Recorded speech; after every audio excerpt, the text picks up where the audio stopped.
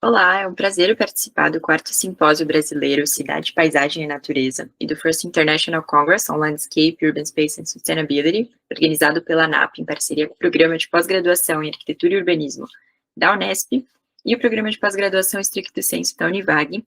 Meu nome é Milena Montebello, sou arquiteta e urbanista formada pela Universidade Presbiteriana Mackenzie em 2024 e atual mestranda na mesma instituição. Vou apresentar o artigo Contratempos Urbanos, São Paulo, Cidade Parqueada, realizado junto do meu orientador, professor Igor Guatelli, e que aborda a temática que nós estamos desenvolvendo na minha dissertação de mestrado, que traz uma leitura do Centro Histórico da cidade de São Paulo a partir do Parque de la Villette, do Bernard Tschumi, como um operador conceitual, uma leitura intertextual do meio urbano a partir de um objeto arquitetônico, formado pela justaposição de camadas de pontos, linhas e superfícies. O presente artigo, inscrito no eixo de debate Arborização e Florestas Urbanas, propõe um desvio metodológico. Em vez de discutir intervenções diretas, nós buscamos uma nova lente para a leitura do espaço do centro paulistano. E o centro de São Paulo é um território complexo, marcado por sobreposições temporais, pagamentos simbólicos e fluxos descontínuos. Dessa forma, o desafio não é enxergar o centro como uma tipologia resolvida, mas encontrar uma estratégia para releitura e proposição de uma abertura. A nossa escolha pelo La Villette como um referencial não é fortuita. Para o Tschumi, o parque se constitui como uma montagem de sistemas autônomos. São os pontos, as linhas e as superfícies, tensionados entre si por uma lógica disjuntiva. Essa abordagem projeta o espaço urbano como um campo de acontecimentos. Então, ao invés de buscar equivalências morfológicas com São Paulo, nós usamos a lógica projetual do parque como uma gramática conceitual, que transporta por analogia poética e metodológica. O La Villette articula uma paisagem marcada por equipamentos culturais e de lazer, como museus, auditórios, pavilhões, que se entrelaçam a pequenas edificações de serviço e comércio, compondo uma escala intermediária entre o metropolitano e o local. E a ausência de barreiras à circulação favorece a coexistência de fluxos diversos. É conectado por metrô, estacionamentos subterrâneos, praças, jardins e até um canal de água integrado ao sistema urbano. E nesse entrelaçamento vem um dos questionamentos pioneiros do artigo. Trata-se de um parque urbano ou de uma cidade parqueada? Nosso objetivo, portanto, foi o de explorar o centro paulistano a partir de uma improvável abordagem crítica e intertextual com o Parque de la Villette, do Bernard Tschumi, como um operador conceitual. E a pergunta central que guiou o trabalho é de que modo a lógica disjuntiva do parque parisiense, estruturada em pontos, linhas e superfícies, pode servir como um controverso operador conceitual para a realidade de São Paulo. Tentar compreender de que modo a lógica disjuntiva do parque pode servir como operador conceitual para reler, repensar e redescobrir o centro paulistano, não como uma tipologia fechada, mas como uma hipótese aberta de um inusual processo de parqueamento. Quanto ao nosso método de análise e abordagem do material de estudo, o La Villette e o Centro de São Paulo são para nós arquivos que trabalhamos de forma não linear, inspirada em Table de Montage, do Didier Birman, onde o autor nos lembra que o arquivo é um dispositivo de trabalho, uma obra em andamento. Então, ele não é um arquivo morto porque é composto por fragmentos que estimulam o pensamento, e não por pensamentos já desenvolvidos ou totalmente coerentes. Da mesma forma, ao combinar e aproximar esses dois arquivos, o parque e o centro paulistano, nós os reabrimos.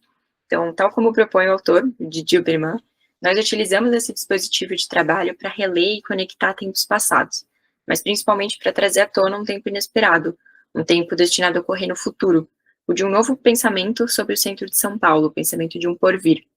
E o método de análise se ancora em uma operação teórica e crítica, de caráter comparativo e intertextual, que se constrói por analogia, em chave ensaística, deslocando os princípios do Parque do Tschumi para a realidade paulistana, sem uma pretensão de equivalência formal, mas interpretativa.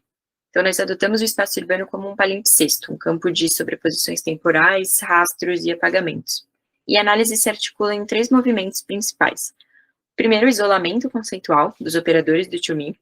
Segundo, a transposição analógica para o centro de São Paulo, tomando-os como lentes críticas. E o terceiro, a elaboração interpretativa da hipótese de parqueamento urbano.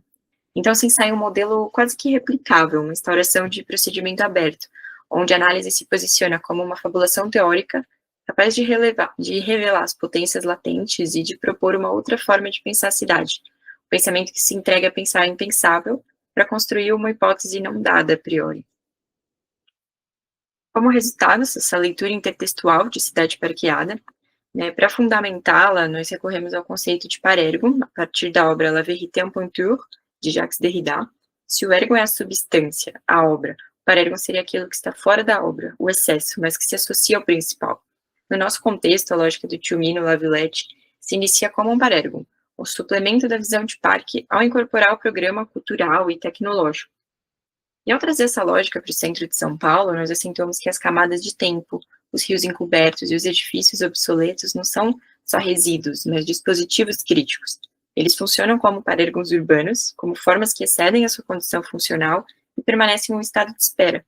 Portanto, o parqueamento que buscamos em São Paulo é um campo de mediações simbióticas, que usa o que já existe, o excesso e o resto, como a própria matéria-prima da invenção.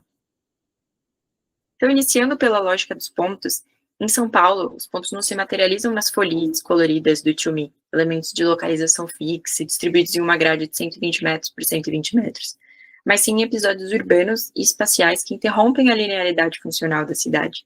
São pontos que quebram a continuidade do espaço, oferecendo episódios e eventos que podem ser lidos de forma independente. Então, eles representam a descontinuidade e a montagem. E assim, na cidade paulistana, se trata de focos de intensidade programática, histórica ou simbólica. E exemplos incluem o Largo do Paissandu, a Galeria Metrópole, a Ladeira da Memória e a Marquise da Praça do Patriarca. Então, ao caminhar pelo centro, o olhar se depara com camadas de tempos que se acumulam, como o traçado colonial convivendo com as galerias modernistas, que se abrem como passagens labirínticas. E cada fragmento opera como vestígio de um desenho interrompido. Nesse sentido, o centro não é continuidade, mas uma justaposição de presenças. E é justamente nessa condição de inacabamento, de ruído, que reside o seu potencial e improvável probabilidade de parqueamento e verdejamento. Entrando na lógica das linhas, são percursos lineares que cortam e costuram o Lavilette, mas que não se harmonizam obrigatoriamente com os outros sistemas. Se trata de fluxos e rastros, tanto físicos quanto conceituais, e que oferecem uma experiência de movimento e flânerie, uma caminhada sem destino e de forma descontínua, sem hierarquia formal.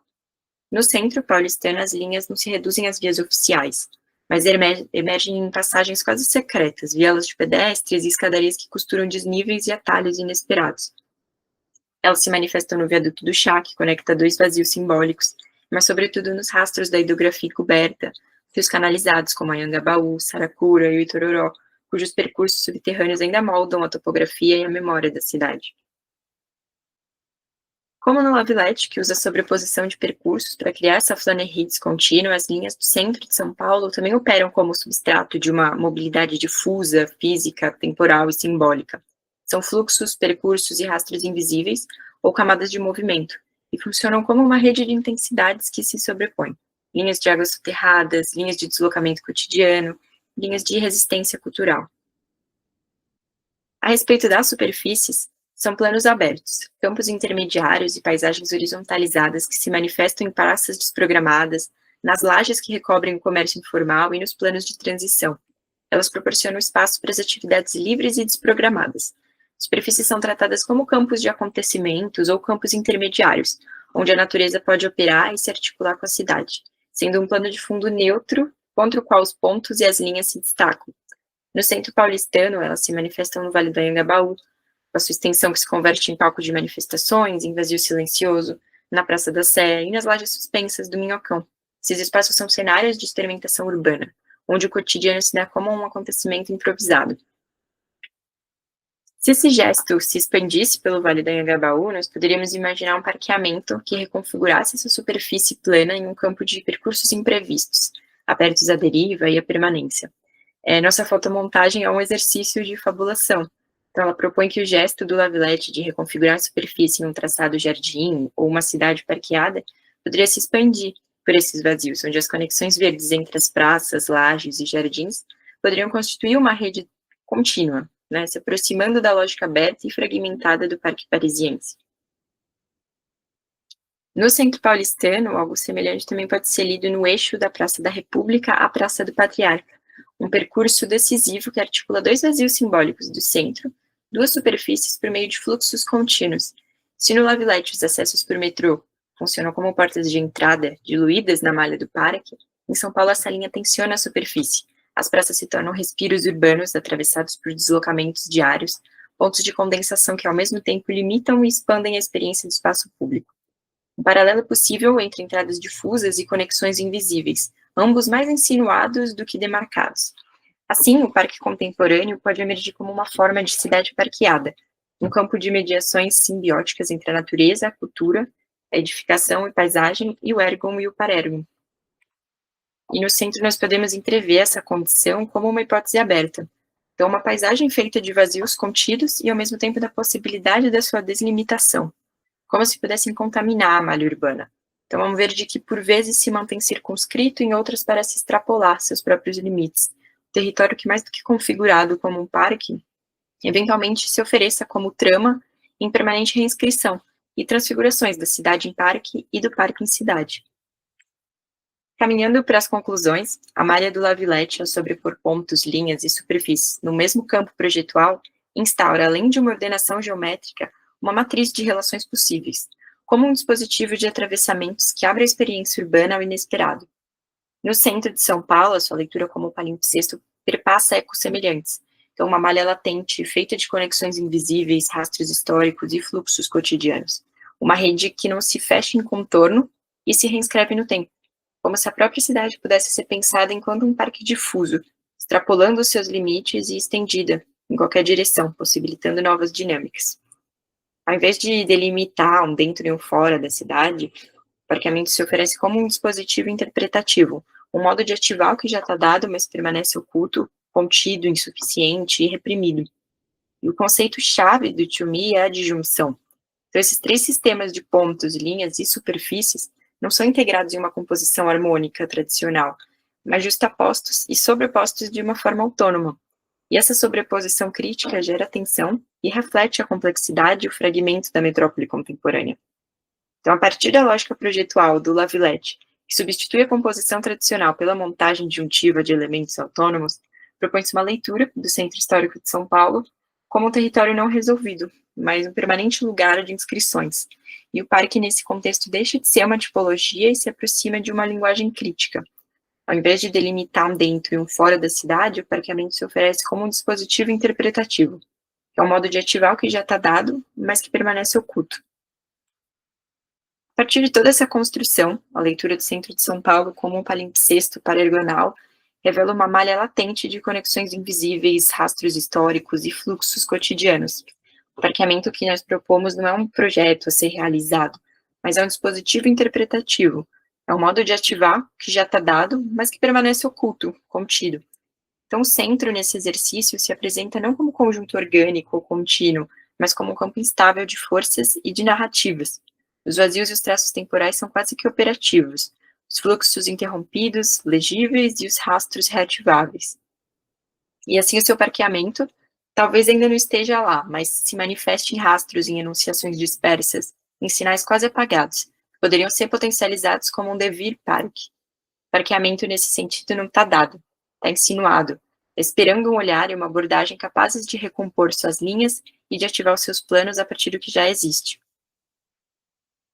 Para dar materialidade a essa ideia de resto como matéria-prima da invenção, nós podemos olhar para o exemplo do casco do SS Airfield, um navio naufragado na Baía de Homebush, na Austrália, construído em 1911 e utilizado durante a Segunda Guerra Mundial para transporte de suprimentos. Foi abandonado em 1972, após o desmonte de estaleiros na região. Desde então, a sua estrutura passou a ser tomada por manguezais e outras espécies de vegetação, e se transformou em uma ilha flutuante de vegetação, conhecida como The Floating Forest. Nele, o acaso do crescimento espontâneo converteu uma carcaça industrial em um lugar simbólico, um testemunho da força regenerativa da natureza e da sua capacidade de atribuir novos sentidos a ruínas urbanas e industriais. Esse é um exemplo potente de como o resíduo da máquina se torna suporte para a natureza, um parergon de um novo sistema. Em um outro registro, tem-se a intervenção Forest of Lines, concebida pelo artista francês Pierre Hugues em 2008, para a Bienal de Sydney. O projeto ocupou o interior da Opera House com uma floresta temporária, composta por centenas de árvores e plantas vivas, e a ação subverteu o espaço icônico da arquitetura moderna do edifício e instalou dentro da sua monumentalidade construído um ambiente orgânico, efêmero e instável. Diferentemente do navio, em que o verde surge de modo imprevisto e não programado, a obra do Hugues propõe deliberadamente a inserção do verde como um gesto crítico, desestabilizando a percepção e a funcionalidade do edifício. E esses dois exemplos, ainda que opostos em origem, sendo um pelo abandono e pelo tempo, outro pela arte e pela intenção, convergem para a reflexão sobre a arborização e florestas urbanas. Tanto no navio tomado pelo mangue, quanto na floresta instaurada no interior de um ícone arquitetônico, o verde atua como um agente de reinscrição espacial, reprogramando sentidos, temporalidades e formas de habitar. E é nesse horizonte que a intertextualidade entre o Parque de la Villette e o centro de São Paulo se constrói. É pensar o verde como um dispositivo ativo de parqueamento, capaz de revelar nas pré-existências urbanas novas potencialidades de vida, de memória e de imaginação. E pensá-lo como um parque não é propor seu adensamento de vegetação ou a inserção de novos dispositivos de lazer, mas antes experimentar uma disjunção, uma ruptura com a normatividade dos usos e com a previsibilidade das formas. E o parque, nesse contexto, é uma ficção, porque a cidade seria então ativar suas zonas de indiscernibilidade e de invenção, como um ousado exercício de leitura onde cada praça vazia pode ser um ponto de inflexão, que cada rio soterrado possa redesenhar uma linha de percurso, ou que cada marquise pode operar como uma superfície instável de permanência e de encontro. E o gesto não se limita a ordenar a cidade, mas a insinuar novas possibilidades para uma ação imaginativa, como se um delírio atravessasse a malha urbana e transformasse em parque suplementar, simultaneamente real e imaginado. E esse exercício de leitura a partir de um diferente operador conceitual se trata de um entrechoque de camadas. Pensar o centro como parque é acolher que ele já contém, em um estado latente, a gramática de pontos, de linhas e de superfícies que configuram um território de montagem crítica. Então não se trata de acrescentar natureza ou implantar programas, mas de reconhecer e de ativar quem e o que já vibra sobre as camadas históricas. Assim, a leitura do centro de São Paulo como um palimpsesto paraergonal revela uma malha latente de conexões invisíveis, rastros históricos e fluxos cotidianos. Como no Lavilete, onde a arquitetura é um vetor de sentido mais do que de função, o centro pode ser lido como um conjunto de excessos, de restos e interstícios que, longe de enfraquecê-lo, constituem a sua potência de porvir urbano. Parquear, nesse sentido, é um convite para deslocar o olhar, é permitir que o espaço fale a partir das suas disjunções e sobreposições. Portanto, se nós nos perguntamos e se o centro de São Paulo fosse uma cidade parqueada, a resposta talvez não seja um projeto a ser construído, mas antes uma maneira de ver e de pensar no impensável. Então, é um exercício possível de fabulação urbana, onde a cidade é ao mesmo tempo palco e bastidor, obra e suplemento, uma chance de ser outra já sendo em latência. E a leitura do artigo propôs é a de um parqueamento urbano a ser escrito em tempo real e aberto à reinvenção contínua. Aqui estão as referências bibliográficas principais que nós utilizamos ao longo do trabalho. Muito obrigada.